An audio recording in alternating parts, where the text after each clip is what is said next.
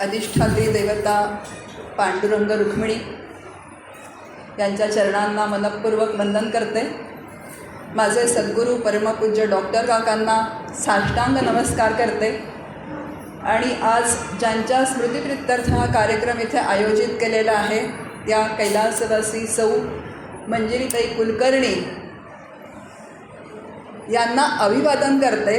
असं म्हणते कारण असे जेव्हा पुण्यात्मे देहाने जातात पण तरीसुद्धा त्यांच्या मागे मला आत्ता सांगण्यात आलं की 21 वर्ष हा उपक्रम सुरू आहे. म्हणजे त्या अजूनही आपल्यामध्ये आहेत, म्हणजे त्यांचं अस्तित्व जे आहे ते अजूनही आहे.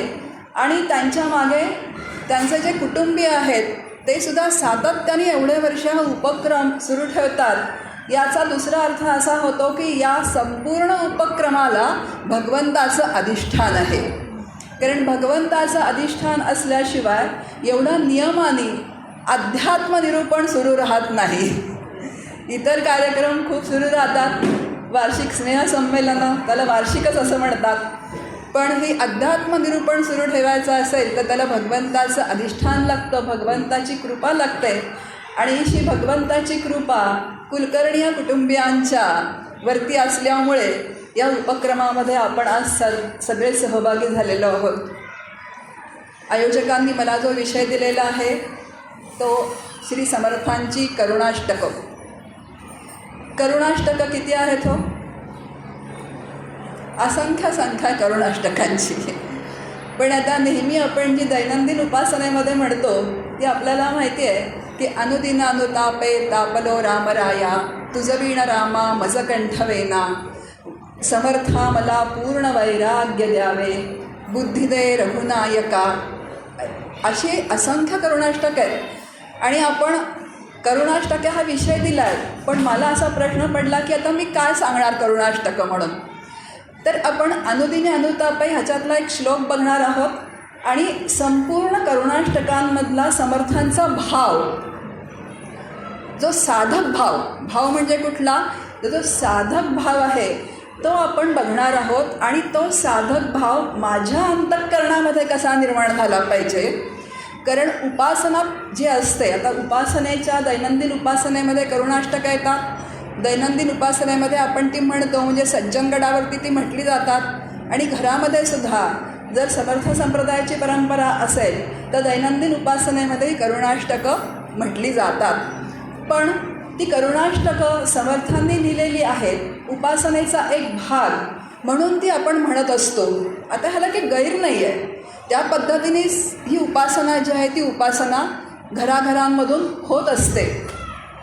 पण ही करुणाष्टकं कशासाठी आहेत तर अंतःकरणामध्ये त्या रामाच्या भेटीचा एक आर्तभाव निर्माण व्हावा म्हणून ही करुणाष्टकं आहेत.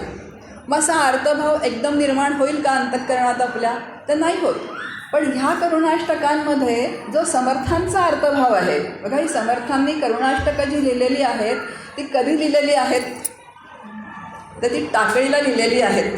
आपल्याला माहिती आहे की 1620 ते 1632 हा 12 वर्षांचा जो काळ आहे श्री समर्थांचा, म्हणजे त्यांच्या वयाची 12 ते 24 वर्ष जी आहेत हा टाकळी येथे समर्थांनी तपश्चर्या केलेली आहे. आणि ही बहुतेक करुणाष्टकं जी आहेत ती समर्थांनी टाकळी इथे लिहिलेली आहेत. काही करुणाष्टकं भारत भ्रमणामध्ये लिहिलेली आहेत आणि काही करुणाष्टकं चाफळ इथे लिहिलेली आहेत. पण आता ही जी करुणाष्टकं आहेत कुठली, जी आर्तभाव समर्थांच्या अंतःकरणात म्हणजे रामरायाची भेट व्हावी यासाठी जो आर्तभाव समर्थांच्या अंतःकरणात जो निर्माण झाला तो टाकळी येथे निर्माण झाला. आणि तिथे समर्थ असं म्हणतात की अनुदिनी अनुतापे तापलो रामराया परमदिन दयाळा नीरसी मोहमाया तुझवीण रामा मज कंठवेना. कारण मागचं घर सोडून समर्थ आलेले आहेत.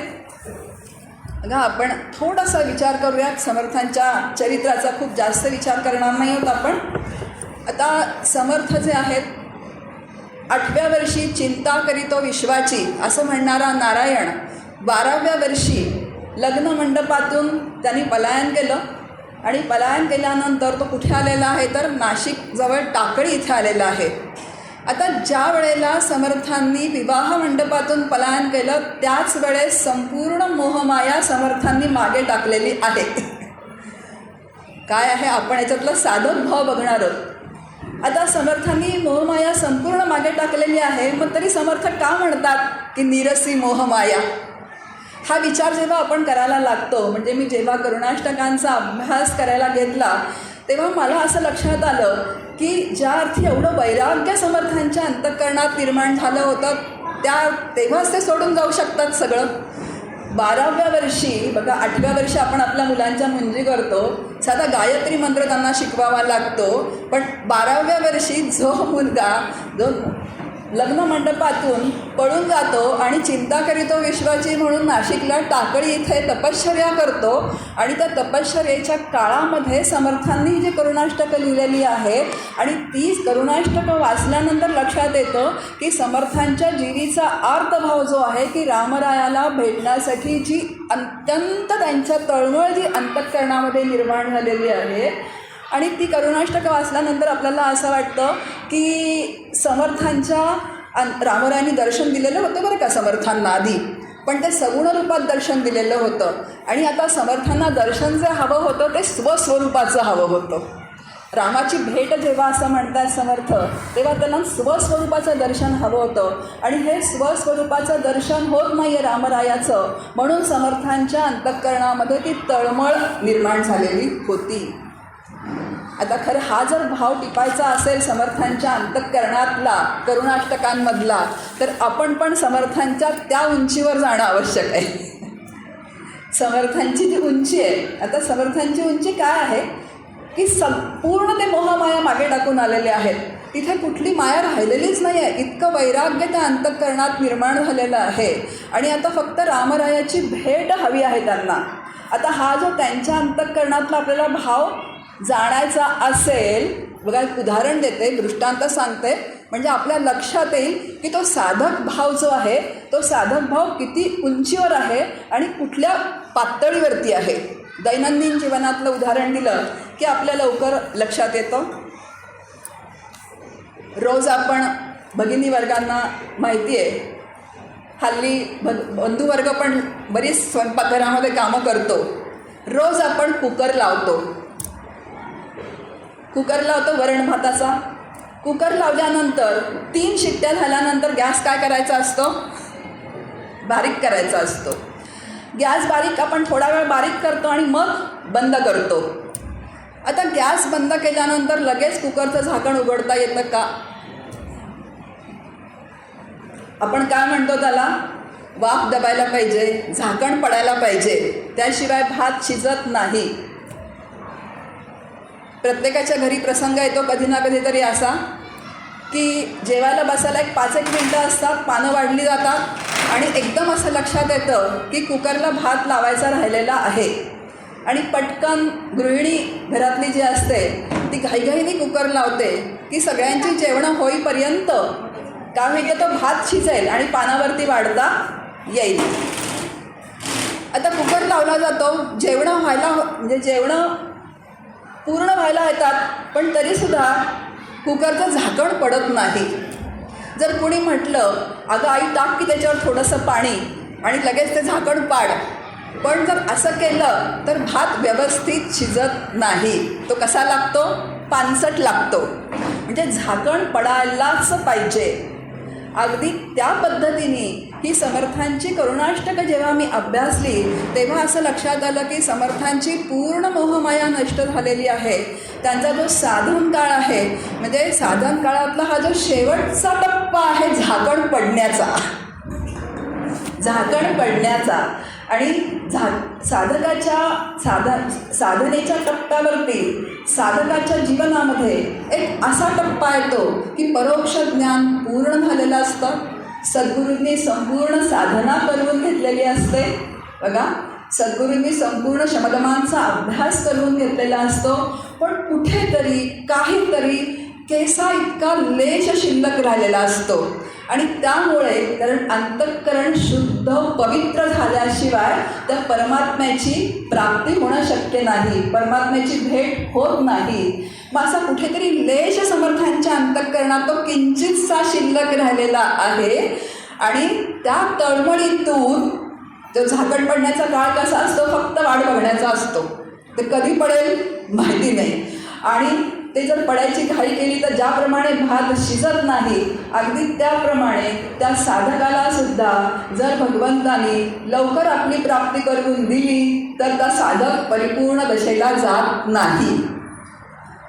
आणि म्हणून त्या साधकाच्या हितासाठी म्हणून भगवंत सुद्धा त्याच्या अंतःकरणातली जी तळमळ आहे ती तळमळ तो काय करत असतो, तर आपण परीक्षा घेतो म्हणा, बघत असतो म्हणा, त्याचं ते वृत्ती त्या अंतःकरणातला तपासत असतो म्हणा. पण तो एक पठारी स्थिती असते साधकाच्या, साधक दशेतली ती जी असते ती. सगळं झालंय, आता काहीच राहिलेलं नाही आहे. मला सगळं माहिती आहे, उपनिषदं माहिती आहे, भक्ती माहिती आहे, अंतःकरणात पूर्ण साधना झालेली आहे, पण तरी अजून सद्गुरूंचं दर्शन नाही. आता रामराय कोण आहेत समर्थांचे? सद्गुरू आहेत. दैवत पण आहे, ते सद्गुरू पण आहेत आणि सद्गुरूंची कृपा झाल्याशिवाय आत्मस्वरूपाची प्राप्ती होत नाही. आणि अशी जी स्थिती आहे ती समर्थांच्या अंतःकरणाची स्थिती आहे. ही टाकळीतली बघा, 12 ते 24 वर्षांचा काळ समर्थांनी टाकळीला घालवलेला आहे साधनेसाठी. पहाटे उठायचं म्हणजे किती त्यांनी स्वतःला तापवलेलं आहे, त्याला तप असं म्हणतात. म्हणून तपाशिवाय काहीही परमार्थ प्रांतामध्ये प्राप्त होत नाही.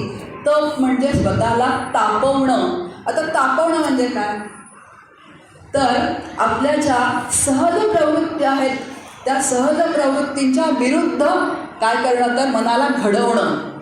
सहज प्रवृत्ती काय आहेत, आपण किती वाजता उठतो, रोज 7ला उठतो, नंतर उठल्यानंतर चहा पितो आणि दिवसभराची कामं सुरू होतात. अगदी पारमार्थिक असं तर काहीतरी पोथी वगैरे वाचतो. पण ह्या ज्या सहज प्रवृत्ती आहेत त्या सहज प्रवृत्ती विरुद्ध समर्थांनी तो सगळा दिलेला आहे. घरातून पळून आलेला म्हणजे लग्न मंडपातून पलायन केलेला नारायण टाकळीला जेव्हा आला तेव्हा पहाटे 3 वाजता उठणं. 3 वाजता उठल्यानंतर काय करायचं, तर ब्राह्ममुहूर्तावरती आपण म्हणू की रामनामाचा जप, सूर्यनमस्कार, नंतर 12 वाजेपर्यंत म्हणजे माध्यान्हापर्यंत ती जी तिथे नंदिनी आणि गोदावरी या नदीच्या संगमावरती कमरेपर्यंत पाण्यामध्ये उभं राहायचं आणि अखंड गायत्री पुरस्चरण करायची. तिथे टाकवलंय समर्थांनी स्वतःला. आता पायाला जे आहेत ते मासे लचके घ्यायचे, जे जलचर प्राणी होते ते, पण त्यांच्याकडे अजिबात लक्ष न देता दुर्लक्ष करून गायत्री पुरस्चरणात खंड नाही, रामनामामध्ये खंड नाही. आणि गायत्री पुरस्चरण झाल्यानंतर 12 वाजता 5 घरी भिक्षा मागायची आणि 5 घरी भिक्षा मागून आणल्यानंतर ती एका पुरसुंडीमध्ये बांधून ती नदीच्या धारेखाली, पाण्याच्या धारेखाली ती धुवायची. का बरं धुवायची, तर त्याच्यातले जे संपूर्ण तेल, तिखट, मसाले जे आहेत ते धुवून जायचे. म्हणजे विषय वासना ज्याला आपण म्हणतो त्या विषय वासना कुठल्याही नाही. बघा वय काय आहे त्या मुलाचं, आणि त्या विषय वासना म्हणजे ते सगळे तेल, तिखट, मसाले निघून गेल्यानंतर त्या पुरसुंडी सोडून त्याचे 5 भाग करायचे आणि ते पक्ष्यांना, प्राण्यांना वाटायचे आणि 1 भाग स्वतः ग्रहण करायचा. असा समर्थांनी काय केलेला आहे, तर तो टाकळीतला त्यांचा तो तपश्चर्येचा काळ जो आहे तो व्यतीत केलेला आहे. म्हणजे सहज प्रवृत्तीच्या विरुद्ध आपल्या शरीराला तापवणं, हे जर समर्थ घरात असते तर. तो नारायण किती लाडका होता आईचा, अगदी त्याला पाय पुसायला सुद्धा ते आपला पदर पुढे करत असे. जेवण मिळत होतं, आईचं ताट समोर येत होतं. मग ह्या सहज प्रवृत्तींविरुद्ध मनाला तापवणं त्याला तप असं म्हणतात. आणि तपाशिवाय आपल्याला या परमार्थ प्रांतात भगवंताची प्राप्ती होणं शक्य नाही. आता आपल्या मनात असा विचार येईल, कारण समर्थांनी तर हे केलेलंच आहे, मग आता आम्ही काय करायचं हो, नदीवर जायचं, पुरस्चरण करायची का, गायत्री मंत्राचं म्हणजे जसं समर्थ निघून गेले तसं कुठेतरी जाऊन कुठे राहायचं, तर हिमालयात जायचं, असं अजिबात नाही आहे. हे संतांनी त्यांच्या चरित्रामध्ये त्यांचं आचरण आपल्याला दाखवून दिलेलं आहे. स्वतःला जे तप त्यांनी घडवलं देहाला, पण संतांनी आपल्याला परमार्थ अतिशय सोपा करून सांगितलेला आहे की तुम्ही प्रपंचात राहूनच कशाचं तप करा, तर अनासक्त वृत्तीने राहा, वाणीचं तप करा, व्यर्थ बडबड जी आहे ती थांबवा, आनंद वाचाळ बरळती बरड कया कैसा गोपाळ पावे हरी. आता प्रपंचात राहिल्यानंतर तर प्रपंच आपला काय 4 माणसांचा असतो, पण तरीसुद्धा न विचारता सल्ले देऊ नका. ह्याला वाणीचं तप म्हटलं आहे, ह्याला वाणीचं तप म्हटलं आहे. आता ज्या कुटुंबियांमध्ये आपल्याला राहायचं आहे त्यांचं छान अतिशय कर्तव्य उत्तम प्रेमाने पार पाडायचं आहे, पण त्यांच्यामध्ये आपल्या अंतःकरणाची गुंतवणूक करायची नाही. गुंतवणूक रामरायामध्ये करायची. मी आणि माझी आठवण विसरले जयाचे अंतःकरण तोची संन्याशी जाणं निरंतर. माऊलींची ओवी आपल्यासमोर की प्रपंचात राहूनच ज्याचं मी आणि माझं ही आठवण विसरलेली आहे. बघा, त्यांना सोडायचं नाही आहे. प्रत्यक्ष ज्याप्रमाणे समर्थ घर सोडून आलेले आहेत त्या पद्धतीने आपल्याला कुठेही जायचं नाही आहे, पण प्रपंचात राहूनच या प्रपंचात अंतःकरण अलिप्तपणे ठेवता आलं. तर अलिप्त ठेवायचं म्हणजे काय करायचं, तर सतत ते रामनामाच्या चिंतनात ठेवायचं. व्यक्तींच्या, वस्तूंच्या, घटनेच्या, परिस्थितीच्या चिंतनात न ठेवता त्यांना नामाच्या चिंतनात सातत्याने लावायचा प्रयत्न करायचा, ज्याला आपण अनुसंधान असं म्हणतो. असा समर्थांनी सुद्धा दासबोध ग्रंथामध्ये हा परमार्थ आपल्याला अतिशय प्रापंचिकांना सोपा करून सांगितलेला आहे. आपण विषय बघू, कारण विषय जर एकातून एक निघत गेले तर खूप मोठा होईल. आपला मुख्य विषय जो आहे तो करुणाष्टकांचा आहे. हा जो काळ आहे समर्थांनी हा टाकळीमध्ये घालवलेला आहे आणि पंडित लोकांची चर्चा करणं हा त्यांचा जो काळ सुरू आहे. पण अखंड त्या देहाला ते तापवत आहेत आणि अजून रामरायाचं दर्शन मात्र त्यांना काय झालेलं नाही आहे, तर अजून झालेलं नाही आहे. म्हणून समर्थ म्हणतात की अनुदिन अनुतापे तापलो रामराया, परमदिन दयाळा निरसी मोहमाया, अचपळ मन माझे नावरे आवरिता, तुझं विण शिण होतो धावरे धावता. बघा, अक्षरशः धावा आहे समर्थांचा. थोडं त्यांच्या भूमिकेत जर आपण समर्थांच्या गेलो, म्हणून मी म्हटलं की हा साधक भाव जो समजणं आहे ना तो खूप कठीण आहे तिथपर्यंत जाणं. पण असं आहे की तो कठीण जरी असला तरी आपण जर पहिल्या पायरीपासून गेलो तर माझ्या अंतःकरणात भाव निर्माण व्हावा म्हणून घरात करुणाष्टकं म्हणावी, तो भाव वृद्धिंगत व्हावा म्हणून मग करुणाष्टकं म्हणावी. पण सातत्य खूप सगळ्या गोष्टींमध्ये लागतं. कारण आपण खूप आता बघा रामकथा सुरू आहेत, भागवत कथा सुरू आहेत, सगळं सगळीकडे सुरू आहे, पण जो अंतःकरणात भाव निर्माण व्हायला लागतो, जी तळमळ निर्माण व्हावी लागते, जी आर्तता निर्माण व्हावी लागते, ती खूप कमी जणांच्या अंतःकरणात निर्माण होते. कारण आपण सगळं शब्दज्ञान ऐकतो आणि खूप छान वाटलं. कसं वाटलं? खूप छान वाटलं. काय खूप छान वाटलं? काय सांगितलं त्यांनी ते नाही माहिती, पण खूप छान वाटलं. खूप छान वाटलं. चांगलं आहे, त्याच्यात काही नावं ठेवण्याचा अजिबात उद्देश नाही आहे. पण असं असतं की खूप छान वाटणं हे तेवढ्यापुरतं होतं. समर्थच करुणाष्टकेमध्ये म्हणतात निरूपणी हे सद्वृत्ती होते, स्थल त्याग होता सगळेची जाते. निरूपणामध्ये बसल्यानंतर सद्वृत्ती होते, सगळे छान म्हणतात हो हो हो हो म्हटलं आणि इथून बाहेर पडलं की म्हणतात काय माहिती नाही काय सांगितलं ते. म्हणजे करुणाष्टकाचं समर्थांचं निरूपणी हे सद्वृत्ती होते, स्थल त्याग होता सगळेची जाते.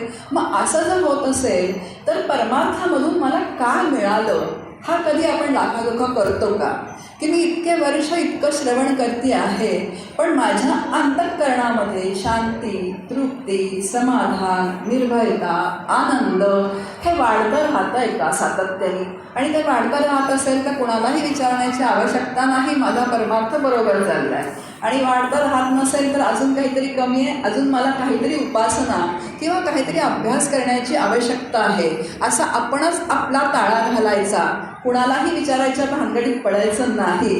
कारण कुणाला जर तुम्ही विचारायला गेलात तर त्या म्हणतील हो तुम्ही किती वर्ष त्या मंदिरात जाताय, मी बघते ना तुमच्यासारखा भक्त तुम्हीच. झालं. मग आमचे डॉक्टर काका म्हणतात परस्पर प्रशंसा मंडळ तयार होतात आणि परस्पर प्रशंसा मंडळ तयार झाले की आपला परमार्थ झोपला. आपला परमार्थ झोपला. त्यामुळे कुणाच्याही प्रशंसेवर अवलंबून राहायचं नाही. माझं अंतःकरण जे आहे ते मला ग्वाही देत असतं की मी कुठे आहे. आपण प्रापंचिक आहोत, प्रपंचामध्ये अनेक प्रसंग येत असतात आणि अनेक प्रसंगामध्ये सुखदुःख समीकृत्वा लाभालाभो जया जयो भगवंत भगवद्गीतेमध्ये सांगतायत. भगवंताची भगवद्गीता मला मुखपाठ आहे, बक्षीस घेऊन आलेली आहे, पण माझ्यावर जेव्हा सुखदुःखाचे प्रसंग येतात तेव्हा मात्र माझं अंतःकरण हालतो. आता हे मला ग्वाही देतं माझं अंतःकरण. मग आता माझं अंतःकरण समत्व स्थितीला यायचं असेल तर अजून मला काय करायला पाहिजे? म्हणजे अजून श्रवण झालं आहे म्हणून मनन होत नाही त्या पद्धतीने, मननाचं निधिध्यासनामध्ये रूपांतर होत नाही आहे. हे सगळं सातत्याने साधकाने आपलं अंतःकरण तपासत राहणं अतिशय आवश्यक आहे. आणि असं अंतःकरण जो आपण तपासतो त्याला साधना असे म्हणतात. साधनेची एक व्याख्या आपल्यासमोर येऊन जाते.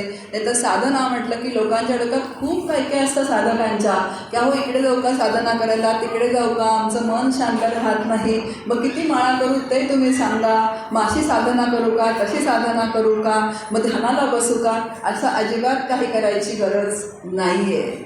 आपण जो अभ्यास करतो आहोत, जे श्रवण करतो आहोत, त्या श्रवणाप्रमाणे मनन होतं आहे का आणि माझ्या चित्ताला एक शांती, तृप्ती, समाधान अनुभवाला येतं का. शेवटी परमार्थाचं अल्टिमेट ध्येय काय आहे तर हेच आहे. आपण परमार्थ कशासाठी करतो आहोत.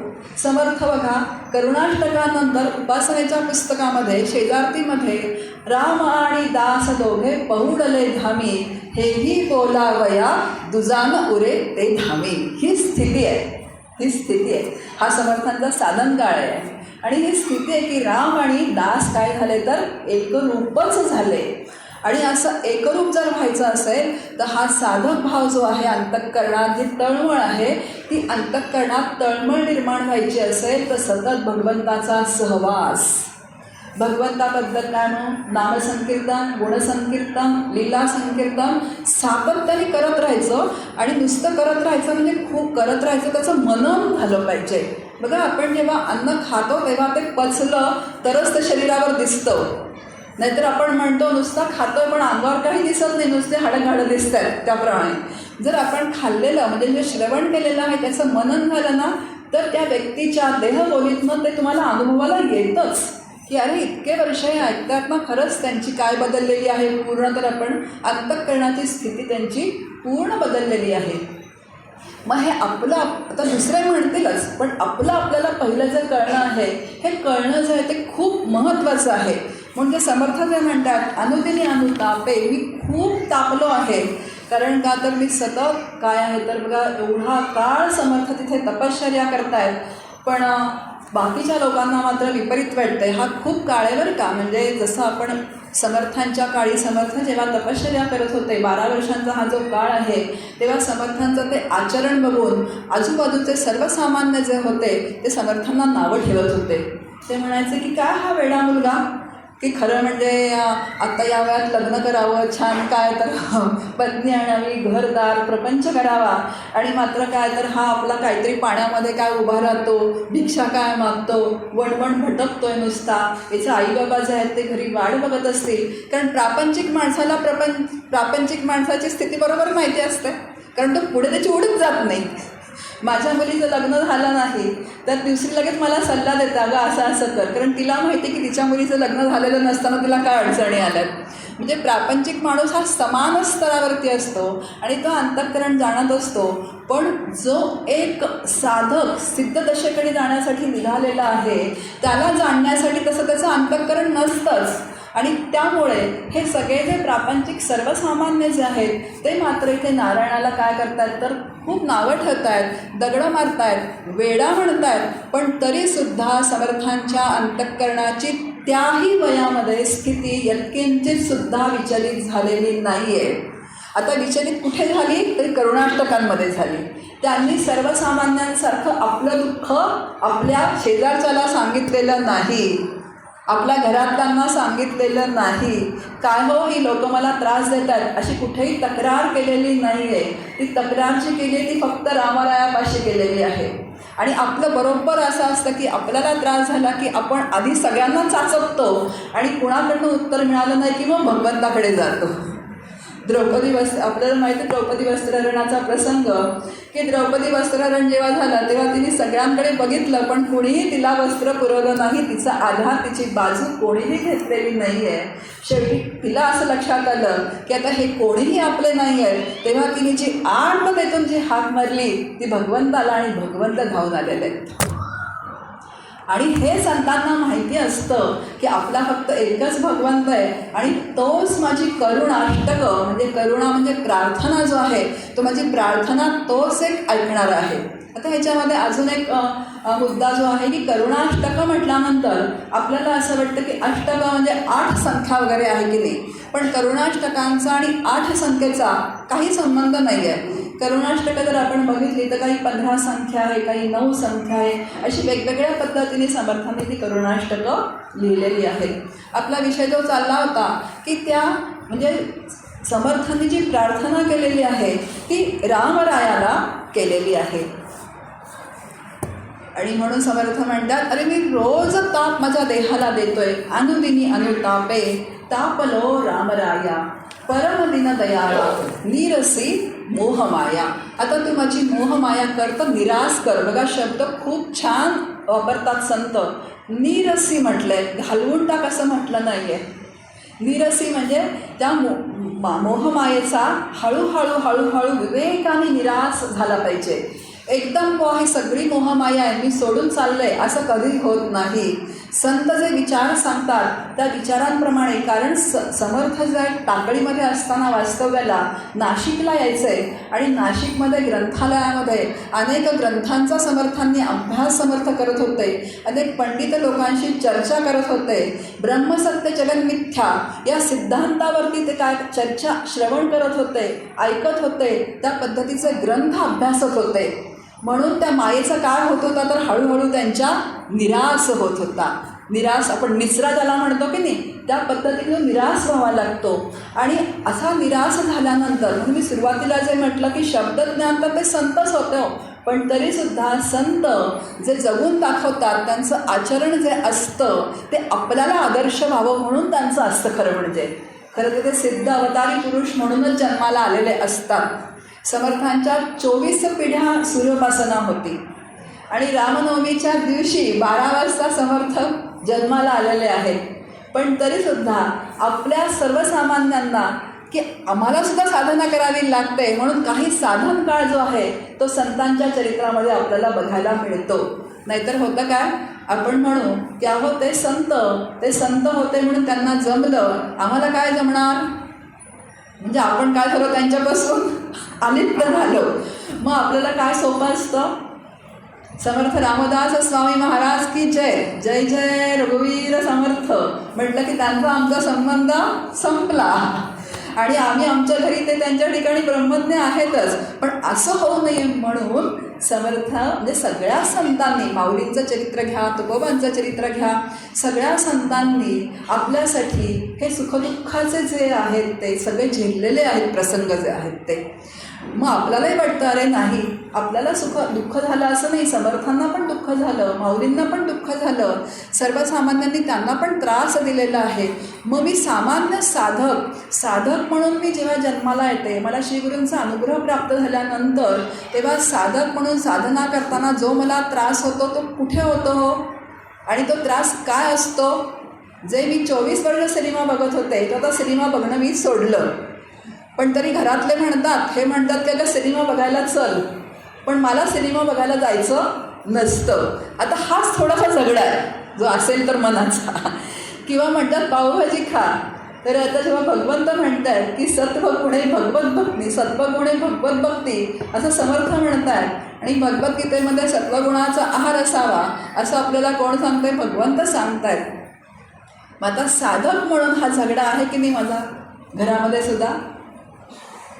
मग आता समर्थांनी एवढी खडतर साधना जर केली असेल तर मला ही साधना करणं, मग प्रत्येक गोष्टी आपल्याला लावून घ्यायचे आहे. आता करुणाष्टक तर आपल्यासमोर आहेत, त्याचा अर्थसुद्धा आपल्याला याच्यामध्ये बघायला मिळेल पुस्तकामध्ये. पण साधक म्हणून मी त्या भूमिकेत गेल्यानंतर जर मला ती उंची प्राप्त करून घ्यायची असेल तर मलासुद्धा या सगळ्या गोष्टींना झगडतच पुढे जावं लागणार आहे, आणि तो झगडा आपण करायचा, द्यायचा. पहिले माझी सवय काय होती, भिशीला जायचं, भिशीचे ग्रुप असतात माहिती आहे आपल्याला, भिशीला जायचं, नंतर पार्टी करायची. मग आता परमार्थाला लागल्यानंतर या प्रयत्नपूर्वक गोष्टी मला सोडाव्या लागतात. कारण भिशी म्हटलं की काय आलं, प्रापंचिक विषय आले. प्रापंचिक विषय म्हटलं की तुझी सासू काय म्हणते, माझी सासू काय म्हणते, तिची सून काय म्हणते, याच्याशिवाय गप्पाच नसतात. मग जेव्हा माझं मन तिथे रमत नाही, मग तिथून मला एक्झिट घ्यायला पाहिजे. आता हा झगडा आहे, हा झगडा तुम्हाला द्यायचा असेल तरच तुम्ही साधक म्हणून घ्यावं तर जन्माला येऊ शकता. नाहीतर दिसतोय साधक पण आतमध्ये सगळ्या प्रपंचाचा गोंधळ सुरू आहे, मुखफाट सगळं आहे. बघा, शब्दज्ञान हे पांडित्यावर असतं. जेव्हा शब्दज्ञान होतं माणसाला, म्हणजे कुणालाही साधकाला जे असतं, थोडी बुद्धी जर हुशार असेल, तीक्ष्ण असेल, तर तुम्हाला ग्रंथ वाचल्यानंतर त्या ओव्या पाठ होतात, नंतर ते ग्रंथसुद्धा लक्षात राहतात. पण त्या ग्रंथात सांगितलेली साधना जी आहे, ती साधना करण्यासाठी जी एक स्थिती लागते साधकाची, त्याला शमदमांचा अभ्यास जो म्हणतात. म्हणून त्याला असं म्हणतात ग्रंथामध्ये की साधक कसा असावा, साधन चतुष्टय संपन्न असावा.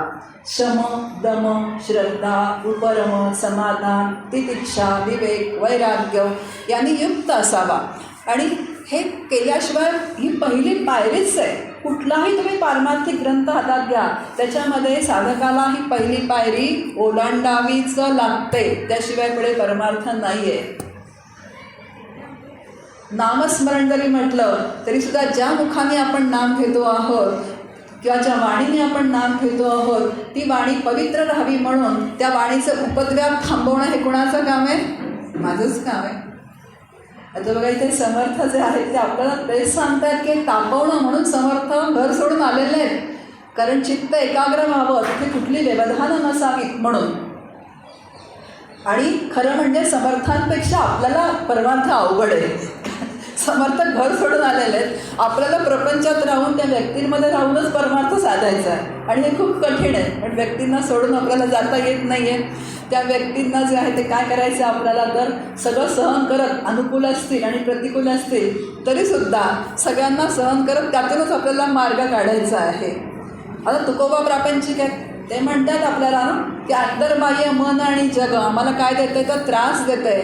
आतमध्ये घरात गेली की बायको जी आहे ती बाईला कर्कशा, ती म्हणते की तुम्ही काय करताय, तर तो विठा विठा पांडुरंग पांडुरंग म्हणताय. आणि बाहेर जग म्हणते हा काय वेडा आहे. म्हणजे हा प्रत्येक संतांना हा जो साधन काळ आहे, हा साधन काळ आहे. आणि ते जे आहे ते तापवणं जे आहे ते तापवणं आहे. म्हणून अनुदिनी अनुतापे तापलो रामराया.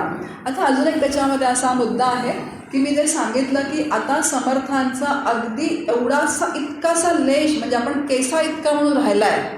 आणि शास्त्र दोनच गोष्टी सांगतं, एक ज्ञान आणि दुसरं अज्ञान. आता आपण दासबोध ग्रंथाचा अभ्यासक सगळेजण आहोत. त्याच्यामध्ये समर्थांनी बद्ध, मुमुक्षु, साधक आणि सिद्ध असे 4 स्तर केले. बद्ध म्हणजे प्रापंचिक, मुमुक्षु म्हणजे ज्याला मोक्षाची इच्छा निर्माण झाली आहे तो मुमुक्षु. आता मुमुक्षुमध्ये पण 3 प्रकार आहेत, मंद मुमुक्षु, मध्यम मुमुक्षु आणि तीव्र मुमुक्षु. आता मंद मुमुक्षु म्हणजे काय, जमलं तर जाऊ, नाही तर राहू देत, कंटाळा आलाच, प्रवचनं काय रोजचीच सुरू आहेत, एक दिवस गेला म्हणून काय बिघडलं, याला मंद मुमुक्षु म्हटलं आहे. मध्यम म्हणजे काय, जायची खूप इच्छा असते, अगदी निघतो पण चप्पल घालून, पण कोणी पाहुणा आला की म्हणतो हां ठीक आहे आता जायचं होतं मला खूप, पण आता ठीक आहे तुम्ही आला आहात ना. आणि तीव्र मुमुक्ष जो आहे तो पाहुण्याला म्हणेल की मला प्रवचनाला जायचं आहे, तू पण माझ्याबरोबर प्रवचनाला चल.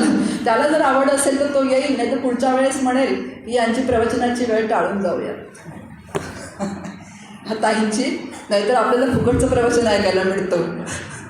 म्हणजे सवड कोण घेतं याच्यामध्ये, सवड मी घेते आहे. भगवंत तिथेच आहे, संत तिथेच आहे, ते सवड आपलं मन घेत आहे. म्हणून जोपर्यंत तीव्र मुमुक्षत्व निर्माण होत नाही तोपर्यंत परमार्थाची ओढ जी आहे ती ओढ निर्माण होत नाही. म्हणून 2च गोष्टी शास्त्र सांगतं, एक ज्ञान आणि दुसरं अज्ञान. आता अज्ञान म्हटल्यानंतर तर इथे अज्ञान कशाला म्हटलं, ज्याला आत्मस्वरूपाचं ज्ञान झालं नाही तो अजून अज्ञानाचाच प्रांत आहे.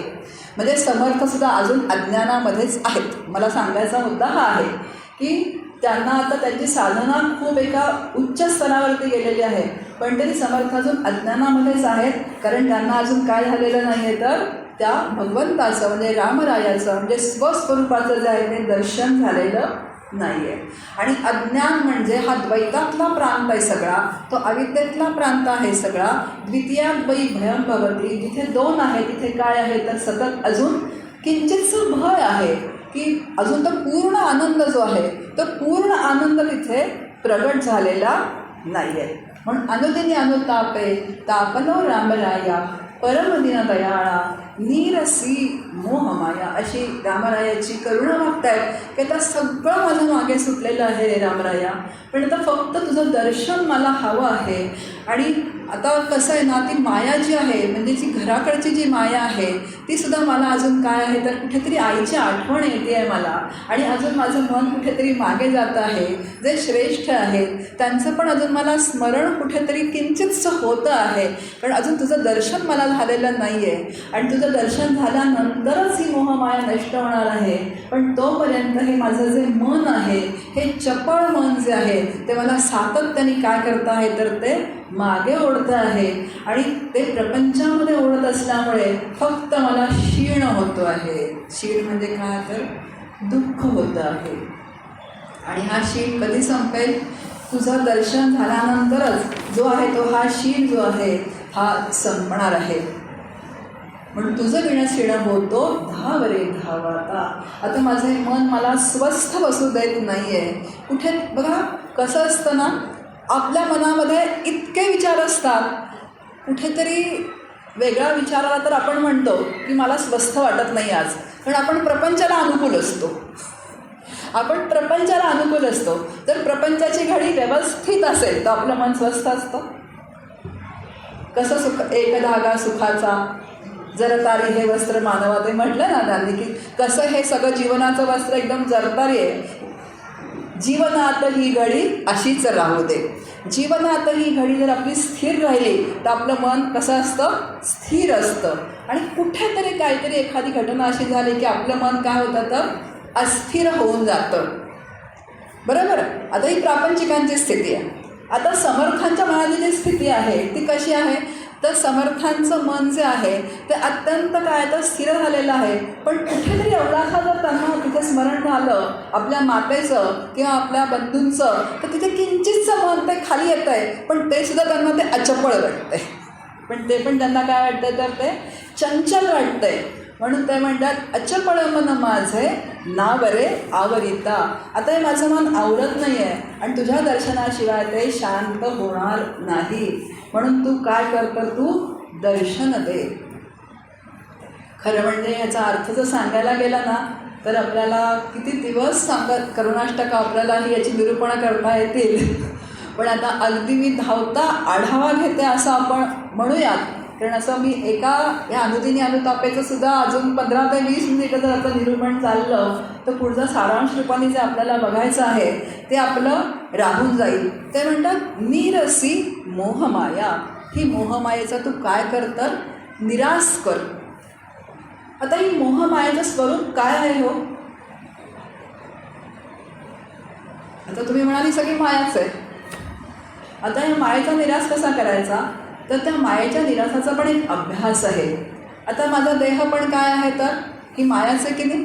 आता मायेची व्याख्या अशी केलेली आहे शास्त्रकारांनी की ज्याला जे येतं टिकतं आणि जातं. आता देह एका वेळेस नव्हता, बरोबर, जन्माला आला नव्हता, तो जन्माला आला ती एक वेळ होती. आता तुमच्यासमोर बसलेला आहे आणि एका तारखेनंतर तो निश्चित राहणार नाही. म्हणजे देह काय आहे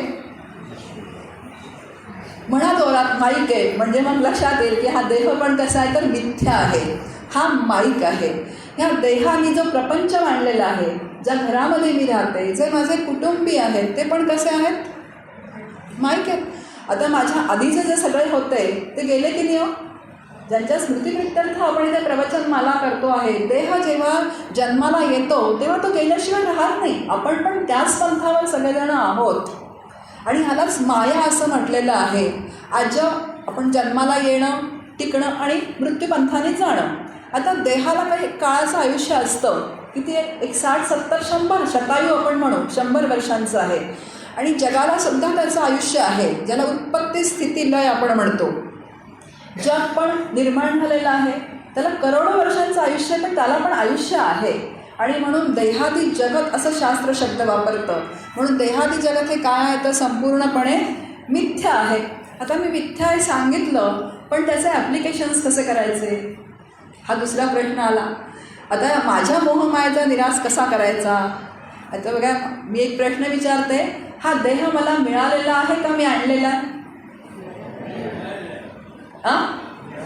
मिळालेला, मी आणला नाही आहे. आणला असता तर किती छान आणला असता. कुणाला तरी आपला देह पसंत आहे का? दुसरीकडे बघितल्यावर किंवा दुसऱ्याकडे बघितल्यावर असं वाटतं की मला काहीतरी कमी आहे बरं का, हे असं मला हवं होतं. आणला असता तर सगळ्या भगिनींनी अप्सरांचे देह आणले असते आणि सगळ्या बंधुवर्गांनी गंधर्वांचे देह आणले असते. पण भगवंतांनी असं काहीही चॉईस ठेवलेला नाही आहे. म्हणजे आपण तिथे संपूर्णपणे चॉईसलेस आहोत. मग आता ज्या अर्थी देणारा आहे लॉजिक आहे, त्या अर्थी नेणारा पण आहे. मग देणारा आणि नेणारा म्हणजे कधी त्यांनी द्यायचं आणि कधी जन्माला यायचं आणि कधी त्यांनी मला न्यायचं, ही दोन टोकं जर माझ्या हातात नसतील तर मधलं आयुष्य माझं आहे का? माझं आयुष्य मधलं आहे का? नाही आहे. मग आता गडबड कुठे होती आहे?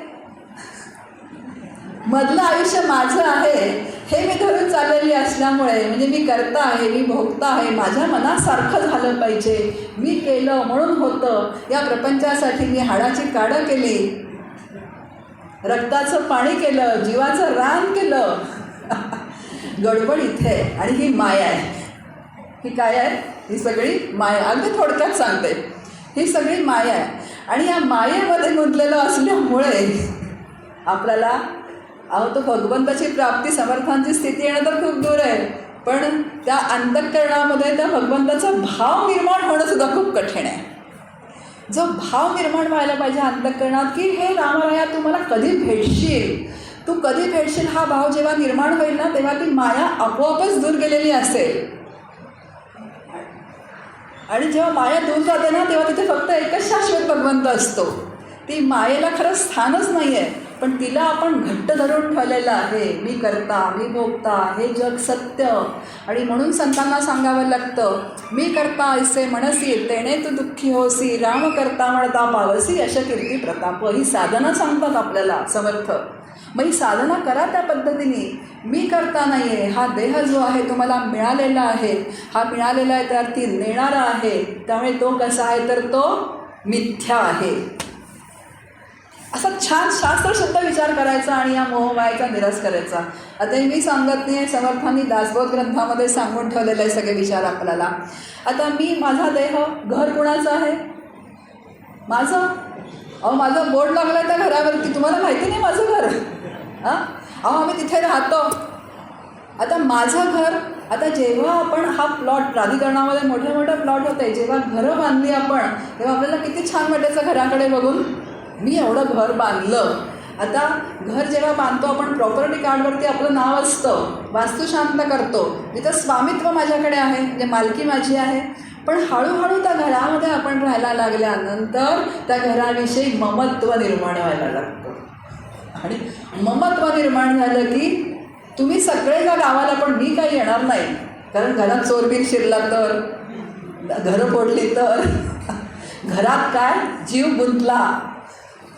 एक असेच वडील मुलाला सारखे म्हणायचे, मी घर बांधलं, माझ्यामुळे काय आहे तर तुम्ही सगळे आहात, आणि मी गेल्यावर कसं होणार, मी आहे म्हणून हे सगळं चाललेलं आहे. आता मुलगा असं म्हणाला तर खूप वेळा तरी त्या वडिलांच्या तोंडात मी असं ऐकलं. शेवटी मुलगा असं म्हणाला की सांगू का, अगदी खरं तुम्ही घर बांधलं. दुसरी गोष्ट पण अगदी सत्य आहे की तुमच्यामुळे आम्ही आहोत, तुम्ही नसता तर आम्ही नसतो, पण गेल्यावर मात्र तुम्ही हे बघायला येऊ नका. आता गेल्यावर व्यक्ती कधी येते बघायला, म्हणजे त्या घरात पण त्या माणसांना राहू देत नाही. मग आता ही मोहमाया निराश करायचा असेल तर व्यवस्थित विल करून ठेवावं, मृत्यूपत्र करून ठेवावं, हेची देई हेची डोळा त्या भगवंताचं अखंड नाम घेत राहावं. आता जी ते घर कुठे पळून जाणार नाही आहे, हा देह त्याचाच वेळ आली की तो मेल्याशिवाय राहणार नाही आहे. ह्या सगळ्या गोष्टी काय तर आपल्या स्वातंत्र्यात नाही आहेत, पण त्या जेव्हा आपण माझ्या मनासारख्या व्हाव्यात, मी म्हणेल तेव्हा हे सगळं व्हावं असा जेव्हा अट्टाहास धरतो तेव्हा सगळ्या गडबडी होतात आणि ती मायेचे पाश तुम्हाला काय व्हायला लागतात तर ती गुंतवायला सुरुवात करते. ती आत्माराम ग्रंथामध्ये माया असं म्हणते की जे संत असतात, जो जीवनमुक्त असतो ना, त्यांच्यासमोर मी उभी पण राहू शकत नाही. ती लाजून चूर होऊन निघून जाते. कारण संतांना माहिती आहे हे काही माया आहे, ही आम्हाला काय करू शकत नाही, तर ही घाबरवू शकत नाही. नाथांच्या अंगावरती 100 वेळेला थुंकलेला तो यवन नाथ 100 वेळा गंगेवरती स्नान करून येत आहेत. काय ती माया त्यांना बांधणार? आणि यत्किंची सुद्धा क्रोधाची रेषसुद्धा नाही आहे त्यांच्या चेहऱ्यावरती. तुकोबांना इतक्या लोकांनी त्रास दिला, पण तरी तुकोबा म्हणतात, विठ्ठला आज माझ्या प्रारब्धामध्ये असं होतं म्हणून तू त्याला निमित्त केलंस का रे? का त्या संतांना ती माया बांधू शकणार? ती माया कोणाला बांधते? ती आपल्याला बांधते. आणि म्हणून हे सगळं माझं आहे, या घरातले माझे आहे. तुकोबा म्हणतात, ज्याची तुझं गुंती ते मोकली ती अंती. ज्याच्यामध्ये तुझं अंतःकरण गुंतलेलं आहे ते तुला सोडून गेल्याशिवाय राहणार नाही. असे खूप छान विचार सांगितलेले आहेत शास्त्रकारांनी. बघा, आता मी देह, माझं घर झालं, दुसरं माझा मुलगा, माझी मुलगी. माझ्या मुलाने मला विचारायलाच पाहिजे. असं काय असतं जे स असतो. असं कसं? त्याला मी वाढवलं, एवढं शिकवलं, नोकरी लावली, एवढं सगळं त्याचं छान एक काय करून दिलं, तर त्याला घरदार सगळं घेऊन दिलं. आई तर त्याला मिळालं, आम्ही तरी कष्टाने केलं, मग त्यांनी विचारायला नको का हो? आमचे डॉक्टर काका म्हणतात, बघा आता 27 वर्षाचा मुलगा झाल्यानंतर जर लग्न जमत नसेल तर आपण काय खटपटी करतो. आता हल्ली मुलांची लग्न जमणं खूपच अवघड झालेलं आहे, कारण मुली मिळत नाहीत म्हणून. आता त्या अनुरूपमध्ये नाव नोंदवा, आपल्या मित्रपरिवाराला सांगा की माझा मुलगा लग्नाचा आहे, त्याला चांगली अनुरूप मुलगी असेल तर सांगा. असा 1-1.5 वर्षाचा काळ गेल्यानंतर त्या मुलाचं लग्न जमतं आणि लग्न जमल्यानंतर लग्नाची तयारी सुरू होते, शुभमंगल सावधान होतं आणि मग दुसऱ्याच दिवशी मुखातून वाक्य बाहेर पडतं की 27 वर्ष माझा होता आणि एका दिवसात तिचा झाला. आता मग काय हवंय का नक्की? लग्न होत नव्हतं तेव्हाही धावाधाव, लग्न झालं तरी धावाधाव, तरी चिडचिड. हे मायेचं स्वरूप आहे. हे का सांगायचं तर हे मायेचं स्वरूप आहे. आणि ह्या मायेतून जे आहे, मग आता त्याच्यात बाबी चित्त गुंतवू नकोस. त्याचा प्रपंच मांडून दिला आहे ना, त्याचा प्रारब्ध आणि तो त्याचं काम करत राहील. आता तुझं चित्त कुठे गुंतव तर तू रामनामामध्ये गुंतव. हा ताप आहे. तापांचा मी विचार केलाच नाही आहे इथे. 3 तापांचा जो आहे, आदिदैविक, आध्यात्मिक आणि आदिभौतिक तापाचा जो आहे तो. पण हे ताप सातत्याने जे होत राहतात, या तापातून जर सुटायचं असेल तर मायेचा संपूर्णपणे निराश करावा लागतो. त्या मनाला सुद्धा सातत्याने ओढून आणावं लागतं. अचपळ मन माझे नावरे आवरिता असं समर्थ म्हणतात. पण आपलं मन आपल्याला किती त्रास देत असतं बघा. आपलं मन एकतर भूतकाळात जातं, नाहीतर भविष्यकाळाची चिंता करत असतं, ते कधीच वर्तमानात नसतं. एक आत्मपरीक्षण करा तुम्ही बसल्यानंतर घरामध्ये की काहीतरी, आता अधिक महिना आला आहे, मग या अधिकात मी काय दिलं होतं, त्या अधिकात मी जावायला काय दिलं होतं, आता या अधिकात काय द्यायचं आहे. हे सतत मन कुठे चाललं आहे तर ते मागे चाललेलं आहे, मागे चाललेलं आहे. कोणी व्यक्ती दिसली की त्या मित्राचा सगळा इतिहास आठवतो, कोणी शत्रू दिसला की त्याचा सगळा इतिहास आठवतो. म्हणजे सतत काहीतरी ते मन तुमचं वर्तमान काळात नाहीच आहे, नाही तर दुसऱ्या भविष्य काळाची चिंता करते. एक अशाच आजीबाई आपल्या नातीच्या लग्नाला गेल्या. आई वडील नव्हते तर नातीला त्यांचा मुलगा असून गेले होते आणि नातीच्या लग्नाची जबाबदारी आजीबाईंवर होती. आजी 90 वर्षाच्या कीर्तनकार, बघा कीर्तनकार मुद्दामून सांगते, म्हणजे प्रबोधन करत होत्या समाजामध्ये. नातीचं लग्न सुरू झालं, तिथे अंतरपाठ धरला गेला, मंगलाष्टकं झाली आणि शेवटी असं नातीच्या लक्षात आलं की आजीचा चेहरा थोडासा दुःखी झाला आहे किंवा कसा होतोय. पण आता तिला काही तिथून येता येईना, पण तिला दिसत होतं की आजीला काहीतरी होतंय. आता मंगलाष्टकं झाली, अंतरपाठ दूर झाला, एकमेकांनी हार घातले, नमस्कार करायला आजी जवळ आले पहिल्यांदा ज्येष्ठ म्हणून. आता ती नात आजीला असं विचारते, आजी तुला काय झालं होतं तू मगाशी, अजून काही तुला होतंय का? ती आजी म्हणते काय नाही गं काय नाही. ते म्हणते असं नाही गं, तू फारच कशी तरी मगाशी करत होतीस, तुझा चेहरा पण कसाबसा झाला होता, तर तुला काहीतरी होत होतं. ती म्हणते नाही गं काय झालं माहिती आहे का, म्हणे तुझं लग्न सुरू होतं ना तेव्हा मला माझ्या लग्नातली आठवण आली की माझ्या सासूने मला कसा त्रास दिला होता. आता बघा आहे त्या समोरच्या जे कार्य सुरू आहे त्याचा आनंद न घेता कुठे गेलं मन गेलं भूतकाळात. असं काहीतरी आपलं होतं का. आणि कीर्तनकार आहेत बरं का, म्हणजे प्रबोधन करणाऱ्याचं मनसुद्धा कुठे जाऊ शकतं, लोका सांगे ब्रह्मज्ञान या पद्धतीने सुद्धा काहीतरी होऊ शकतं. आणि म्हणून इथे बसून सांगणाऱ्याची सुद्धा खूप जबाबदारी आहे. खूप जबाबदारी आहे.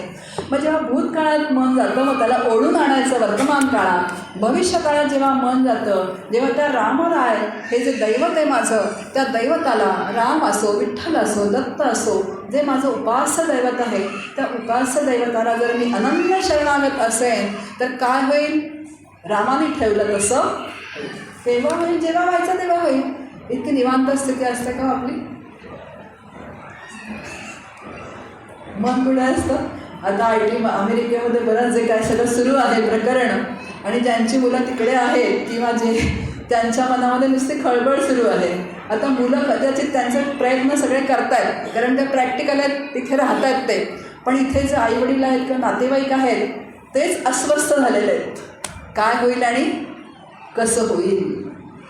आता जे नियोजनामध्ये त्याच्या आहे ते झाल्याशिवाय राहणार नाही एवढं नक्की. आणि जर मी भगवंताची रामाची भक्त असेल विठ्ठलाची भक्त असेल तर इतकी निश्चिंत अवस्था येणं जे आहे अंतःकरणाची ती आली पाहिजे की तो ठेवील तसं. जैसी स्थिती आहे तैशा परीर आहे कौतुक तुप आहे संचिताचे. ठेविले अनंत तैसेची राहावे चित्ती असू द्यावे समाधान. खूप कठीण म्हणजे स्थिती ही अंतःकरणाची. आपण म्हणतो वचन संतांची, पण त्या संतांच्या वचनातला जो भाव आहे तो जर अंतःकरणात प्रगट व्हायचा असेल आणि तशी स्थिती जर अंतःकरणाला यायची असेल तर खूप खडतर विचारांची साधनं आहे. स्वतःच्या मनाला घडवणं आहे, सतत त्यांनी जडवणं आहे, स्वतःच्या मनाला सांगणं आहे. म्हणून मगाशी म्हटलं की आपण दुसऱ्यांना सांगण्यात खूप पटाईत असतो. अहो इतके वर्ष परमार्थात आहेत पण कशात काही फरक नाही. आता त्यांचं व्हायचं ते होईल, आधी आपलं तुझं बघ ना जे काय आहे ते. आमचे डॉक्टर काका म्हणतात की दुसऱ्यांना तपासण्याचा अधिकार फक्त डॉक्टरांना आहे, बाकीच्यांना कोणालाही नाही आहे. साधकांनी फक्त आपलं अंतःकरण तपासत राहावं, दुसऱ्यांना तपासण्याच्या भानगडीत पडू नये. म्हणून ह्याच्या अचपळ मन माझे, म्हणजे माझं मन जे आहे ते किती चपळ आहे.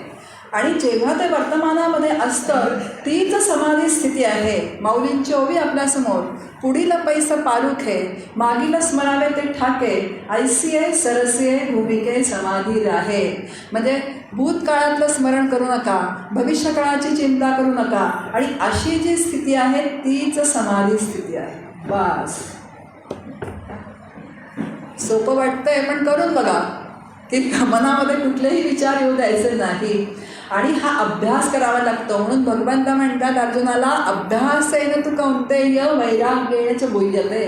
तू अभ्यास कर आणि असं जे वैराग्य आहे अशाने ते वैराग्य जे आहे ते अंतःकरणामध्ये निर्माण होईल. म्हणून अनुदिनी अनुतापे तापलो रामराया परमदिनदयाळा नीरसी मोहमाया अचपळ मन माझे नावरे आवरिता तुझं विण सिळ होतो धावरे धावाता. तर काही समर्थांची जी स्थिती आहे ना ती आपली पण स्थिती होते की नाही. कधी किती प्रपंचाचा विचार करून करून शिणतो आपण. असं वाटतं की आता कधी अंथरुणावर पडेल आणि कधी झोप लागेल. कारण झोप लागल्याशिवाय शांती नाही आहे. कारण आपण त्याच समाधीमध्ये जाऊ शकतो. आपल्याला समाधी खरी समाधी माहिती नाही आहे. ती गाढ झोपेतली जी स्थिती आहे ती समाधी स्थिती आहे. तिला अज्ञानातली अवस्था असं जे म्हटलेलं आहे. कारण प्रत्येक जीव हा रोज गाढ झोपेमध्ये आत्मस्वरूपाची भेट घेऊन येतो आणि म्हणून आपल्याला एक आनंदाची अनुभूती येते आणि म्हणून शांत वाटतं. कारण आपल्या सगळ्यांना प्रपंचाचा शीण येऊन येऊन येऊन येऊन जीव थकतो, मन थकतं आणि असं वाटतं कधीच डोळा लागला आणि झोपलो आणि सकाळी उठल्यावर फ्रेश वाटतं. परत ये रे माझ्या मागल्या. म्हणून समर्थ आपण पण रामरायाला प्रार्थना करावी की हा प्रपंचाचा मला खूप सीण होतो आहे आणि हा सीण तुझ्या दर्शनाशिवाय जाणार नाही. भजन रहित रामा सर्व ही जन्म गेला, स्वजन जनधनाचा व्यर्थ म्या स्वार्थ केला.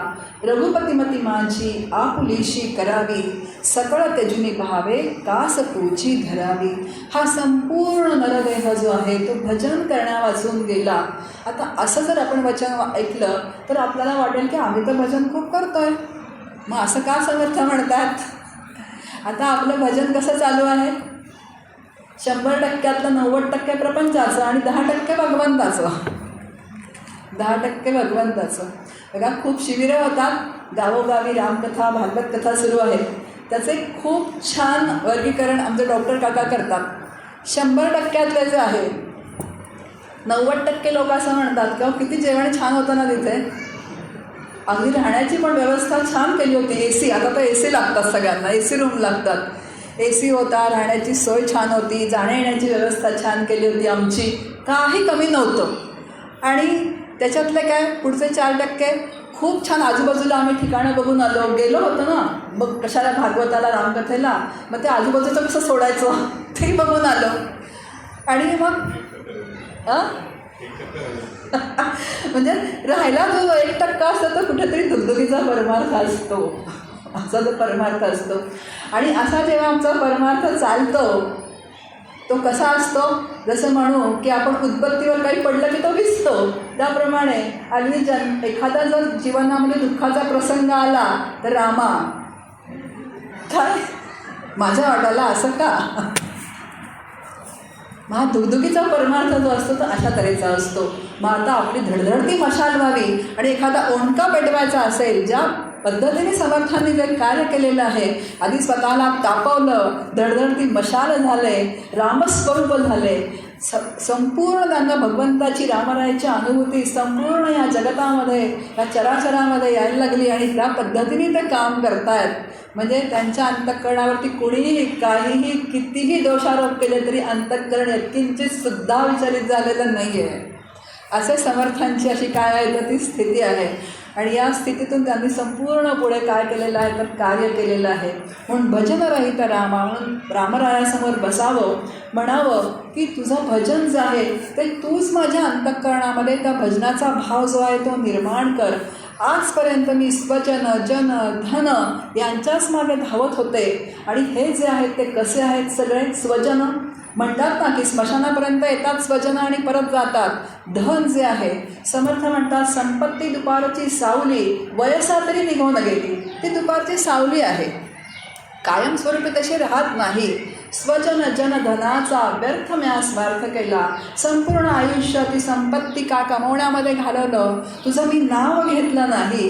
म्हणून रघुपतिमती माझी आपुलीशी करावी. आता तू माझी मती जी आहे, माझी बुद्धी जी आहे ती काय करतो, तू आपली करून घे. म्हणजे फक्त ती तुझंच चिंतन करेल ही माझी बुद्धी जी आहे ती. आणि सकळ त्यजुनी भावे कास तुझी धरावी. आणि खंड मला तुझं काय ठेव तर अनुसंधान ठेव. आणि हे रामराया तुझ्याशिवाय हे माझं अंतःकरण कोण जाणेल. म्हणून मगाशी मी म्हटलं की प्रापंचिक ज्या स्थितीवरती असतो ना त्या स्थितीवरून तो दुसऱ्याला पारखत असतो. बघा एखादी आमचे डॉक्टर काका आहेत, सद्गुरूपदी आरूढ आहेत, त्यांची एक 45 वर्षाची मुलगी कॅन्सरने गेली. आता लोकांचं लक्ष कोणाकडे, त्यांच्याकडे की यांना वाईट वाटतं की नाही. आणि वाईट वाटलं तर म्हणणार की तुम्ही जीवनमुक्त आहात तर तुम्हाला वाईट कसं वाटतं. म्हणजे लोक काय आहेत तर दोन्हीकडून बोलतात. आता त्याला काकांनी खूप छान उत्तर दिलं. काका म्हणाले की माझी मुलगी होती, पिता म्हणून मला अंतःकरण नावाचा घटक आहे, मला वाईट वाटलं पण क्षणभर वाटलं. म्हणजे तो तरंगाच्या पातळीवर उमटला पण तरंगाचा प्रवाह आणि प्रवाहाची लाट झाली नाही. आता तरंग उमटणार, माऊलींच्या अंतःकरणात तरंग उमटला, ताटी उघडा ज्ञानेश्वरा. कोणी समजूत घातलेली आहे, मुक्ताबाईंनी समजूत घातलेली आहे. जेव्हा शिवराय निवर्तले तेव्हा समर्थांना अंतःकरणाला काय झाले, दुःख झालेलं आहे. ते आपल्या खोलीतनं बाहेर आलेले नाही आहेत. त्यांना अंतःकरण आहे की नाही, जोपर्यंत देहात आहे तोपर्यंत अंतःकरण नावाचा घटक आहे त्यांना. मग इथे जे म्हणतायत की करुणा, समर्थ म्हणतात हे करुणा जी अंतःकरणात आहे ही माझी करुणा. आपला जो विषय चालला होता की प्रापंचिक लोक प्रापंचिकांना प्रापंचिकांच्या स्थितीवरनं जोडतात आणि असं जेव्हा उत्तर काकांकडून जेव्हा त्यांना मिळालं, शास्त्रशुद्ध उत्तर जेव्हा मिळालं, तेव्हा सगळे काय झाले तर शांत झाले. अरे खरंच म्हणजे प्रापंचिक हा त्याच्या स्तरावरून जाणत असतो प्रत्येकाला. तुम्हाला वाईट वाटत नाही असं कसं, थोडं रडा की, मोकळं व्हा की असं म्हणतात आणि हलवून हलवून रडवतात, हसवतात. म्हणजे ही परिस्थिती प्रापंचिकांची आहे. पण संतांची स्थिती आपण जाणू शकत नाही. म्हणून समर्थ म्हणतात हे रामराया, तुझ्याशिवाय माझ्या या अंतःकरणाची स्थिती कोणीही जाणू शकत नाही. फक्त तूच माझ्या अंतःकरणाची स्थिती जाणू शकतो. म्हणून तुझं बिन करुणा आहे कोण जाणेल माझी, सिणत सिणत पोटी पाहिली वास तुझी. आता फक्त तुझी आस आहे. इतकं त्यांचं अंतःकरण व्याकुळ झालेलं आहे, इतके ते काकुळतीला आलेले आहेत की आता फक्त मला काय पाहिजे तर तुझं दर्शन हवं आहे. म्हणजे तुझ्या स्वरूपाशी तू मला एकरूप करून घे. पुढे समर्थ बोलतात आपल्याशी, समळ जनक माझा राम लावण्य पेटी, म्हणून मज पोटी लागली आस मोठी, दिवस गणित बोटी प्राण ठेवून कंठी, अवचट मज भेटी हित घालीन मिठी. बघा ते सगुण श्रीरामाचं समर्थांनी वर्णन केलेलं आहे. हे रामराया, तू माझा पिता आहेस, तू सामर्थ्यवान आहे, तू सौंदर्याचा खजिना आहेस आणि तुला मला भेटण्याची इतकी तळमळ लागली आहे, किती तळमळ लागली आहे तर माझे प्राण कंठात आलेले आहेत. आता प्राणकंठात भगवंताच्या भेटीसाठी येतात का आपले? जर मुलगा बराच वर्ष भेटला नसेल तर आपण त्या मुलाची कशी वाट बघतो? काही वाजलं गाडी दारात तरी असं वाटतं आपल्या मुलाची गाडी आली का. होतं ना असं आपल्याला. हा सगळ्यांचा अनुभवाचा विषय आहे. म्हणून सांगते की असे प्राणकंठात त्या भगवंताच्या भेटीसाठी आले पाहिजेत आणि तेव्हाच भगवंताची प्राप्ती आहे. म्हणून पुढे समर्थ म्हणतात की जर मला तू अकस्मात भेट दिलीस तर बाहू पसरून मी तुला मिठी मारीन. काय स्थिती आहे तिथे ती समर्थांची. म्हणजे आपण त्यांच्या स्थितीवर गेल्याशिवाय आपल्याला त्या अनुभवाला येणंच शक्य नाही आहे. म्हणून हळूहळू हा भाव अंतःकरणात निर्माण रोज करुणाष्टकं म्हणावी. म्हणून गडावरच्या उपासनेमध्ये करुणाष्टकं रोज म्हटली जातात. पण तरीसुद्धा असं होतं की ती म्हणायची असतात म्हणून आपण म्हणून टाकतो.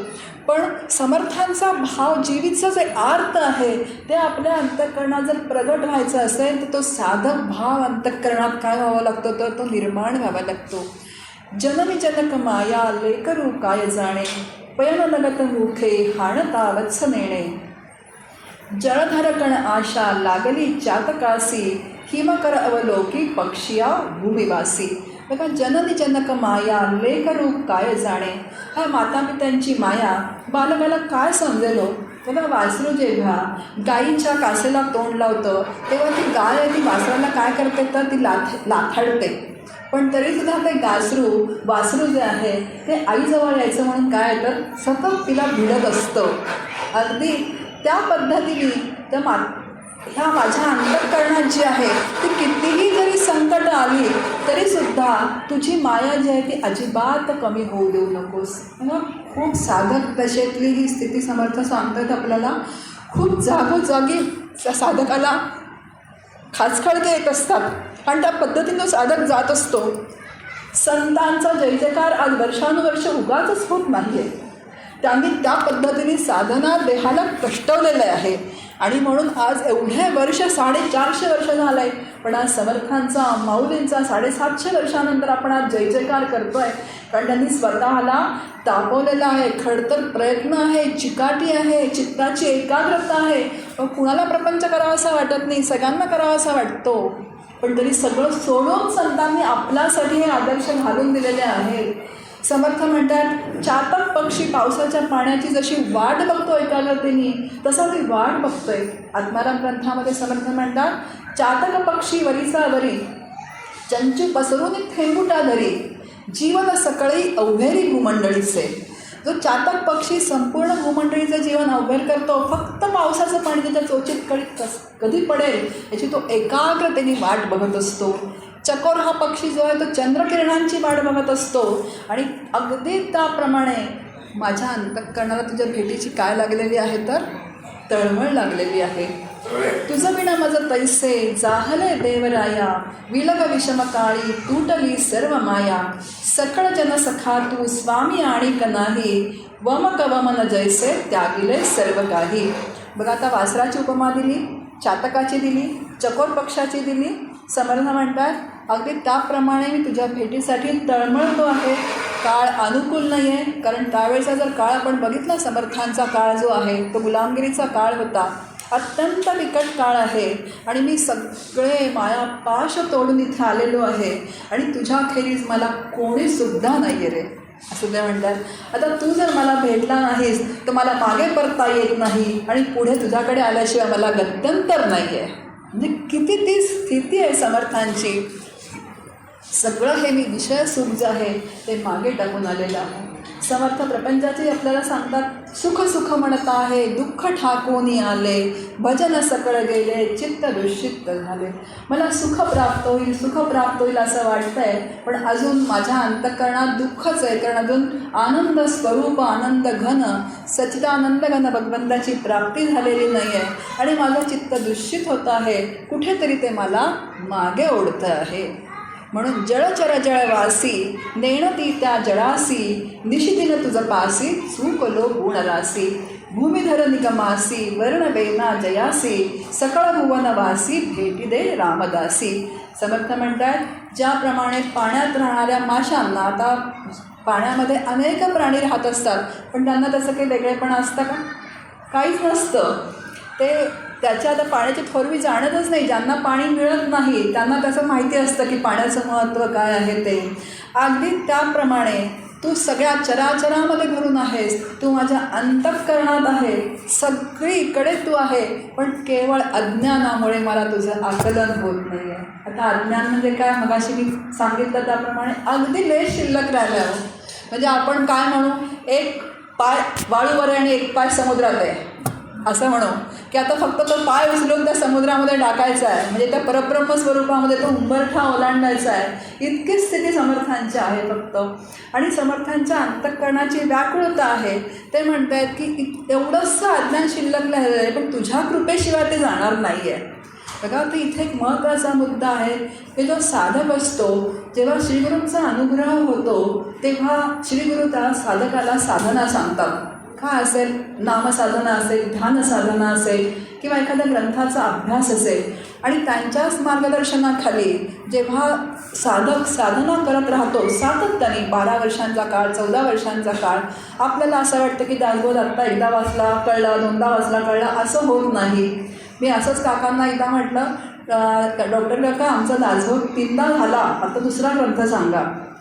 डॉक्टर काका एकही शब्द बोलले नाही. जेवणानंतर ते फेऱ्या मारत होते, शतपावली करत होते. काका म्हणाले, झालं म्हणजे काय झालं? मी एकही शब्द पुढे बोलले नाही. घरी आले आणि परत दासबोध घेतला. म्हणजे हे असं आहे की जेव्हा साधक साधना करतो, एक एक ग्रंथ 12 वर्ष आपलासा करून घेतो आणि जेव्हा तो आचरणात येतो, म्हणजे 99% साधना साधकाने करायची आहे. आणि जेव्हा 99% साधना साधकाची परिपूर्ण होते तेव्हा झाकण पडायला श्रीगुरू येतात. तेव्हा तो कृपेचा त्यांनी त्यांच्याकडे मात्र तो काय केलेला आहे तर स्वतःकडे ती कृपा ठेवून घेतलेली आहे. आणि मग जिथे तुम्ही असाल तिथे श्रीगुरूंची कृपा झाल्याशिवाय राहत नाही. की जेव्हा त्यांना असं वाटतं की आता हा साधक योग्य झालेला, त्याला अमेरिकेत पाठवा आणि विजा द्या. आता तो विजा देणं कुणाच्या हातात आहे? पासपोर्ट आपल्याकडे होतो पण विजा देण्यासाठी त्यांची परमिशन लागते, त्याशिवाय ते आपल्याला तिकडे पाठवत नाही. अगदी त्या पद्धतीने जे मलाही ओळखतायत, जे ईश्वरालाही ओळखतायत आणि जे हे माध्यम आहे, मग जेव्हा तो साधक परिपूर्ण तयार झाला आहे, तो आता व्यवस्थित त्या भगवंताची अनुभूती घ्यायला तयार झाला आहे, असं जेव्हा त्यांच्या लक्षात येतं तेव्हा ते पटकन काय करतात तर कृपाहस्त ठेवतात. प्रत्यक्ष ठेवण्याची आवश्यकता पडतच नाही, तर फक्त संकल्पाने त्यांच्या काय होतं तर त्या जो साधक जो आहे तो भक्त होऊन जातो, जो विभक्त असतो तो भक्त होऊन जातो, जो अज्ञानी असतो तो ज्ञानी होऊन जातो.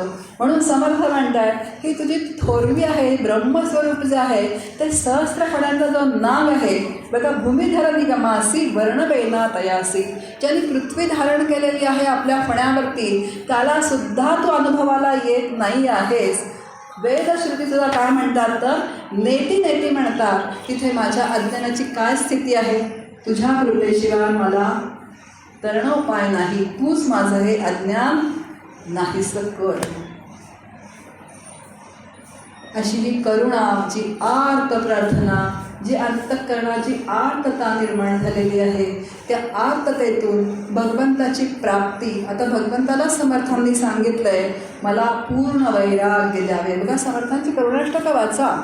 बुद्धी दे रघुनायका, बुद्धी नसेल ना तर त्यालाच मागा, बुद्धी दे रघुनायका. कोमळ वाचा दे रे राम, विमल करणी दे रे राम, त्यालाच मागा. तो द्यायला बसलाय, कमी आपण पडतोय.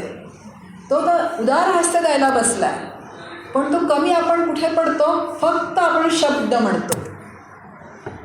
तो जो भाव अंतःकरणात निर्माण व्हायला पाहिजे, जो श्रद्धायुक्त भाव, जो निष्ठायुक्त भाव जो आहे तो अंतःकरणात कमी पडतो. मग आता कमी पडतो तर काय करायचं, त्यालाच म्हणायचं माझ्या अंतःकरणात भाव प्रगट कर, त्यालाच मागणी करायची. पण त्याच्याशिवाय कोण देणार, त्यालाच मागणं मागायचं की तूच मला जवळ, जे तुझ्याजवळ जर मला घ्यायचं असेल तर तूच काय करतं माझ्या अंतःकरणात हे सगळ्या गोष्टी, बुद्धी दे, चांगली वाणी दे, अंतःकरणात भाव प्रगट कर आणि तूच मला तुझं करून घे. बाकी मी कुणालाही आपलं म्हणत नाही आहे, कारण बाकी सगळं कसं आहे, सगळं हे स्वार्थी आहे. हे जग जे आहे ते अनुकूल असेल तर चांगलं म्हणणारे आहेत, प्रतिकूल असेल तर म्हणतील हो का, त्याच का या. फक्त एक भगवंत असा आहे की तो सगळ्यांना चोखा वेळापासून, महारापासून ते अगदी विद्वानांपर्यंत ज्याच्या अंतःकरणात भाव आहे त्याला तो जवळ घ्यायला तयार आहे. आणि आपण त्याला सोडून बाकीच्यांना आपलंसं करायला बघतो आणि त्याला मात्र आपण कसं ठेवतो. मग आता ही दिशा जी आहे साधनेची, ही दिशा जर आपल्याला प्राप्त झाली, बघा माहिती नसतं असं काही नसतं, इथे काही नवीन ऐकतोय आपण असं काहीच नाही आहे.